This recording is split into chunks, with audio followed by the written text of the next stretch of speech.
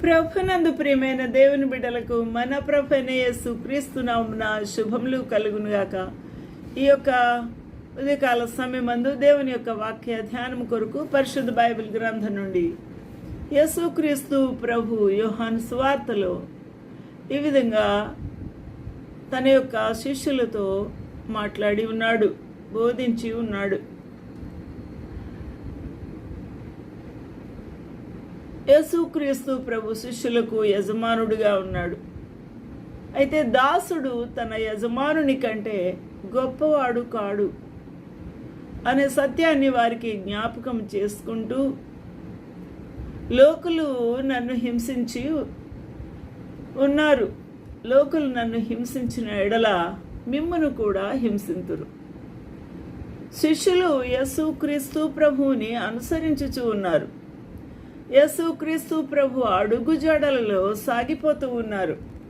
క్రీస్తు ప్రభు నందు విశ్వాసం ఉంచిన ప్రతి ఒక్క విశ్వాసి ఆయన అడుగు జాడల్లో మనము నడుచుచూ ఉండవలసిన వారమై ఉన్నాం.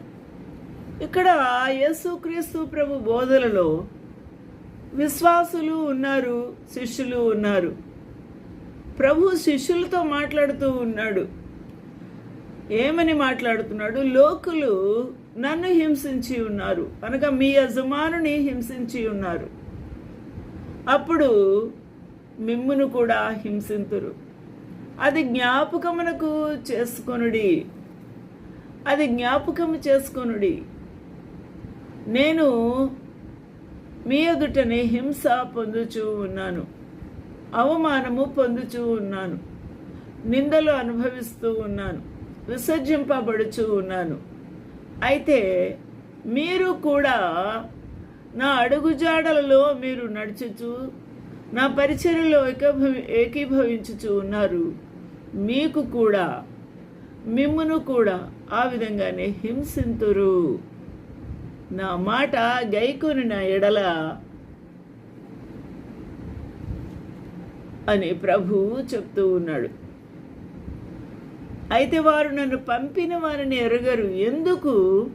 లోకులు ప్రభువుని ఎరిగిన భక్తులను, విశ్వాసులను హింసించుచూ ఉన్నారు, అవమానపరుస్తూ ఉన్నారు, నిందించుచూ ఉన్నారు అని మనము ప్రశ్నించుకున్నప్పుడు దేవుని యొక్క వాక్యములో జవాబు దొరుకుతూ ఉంది.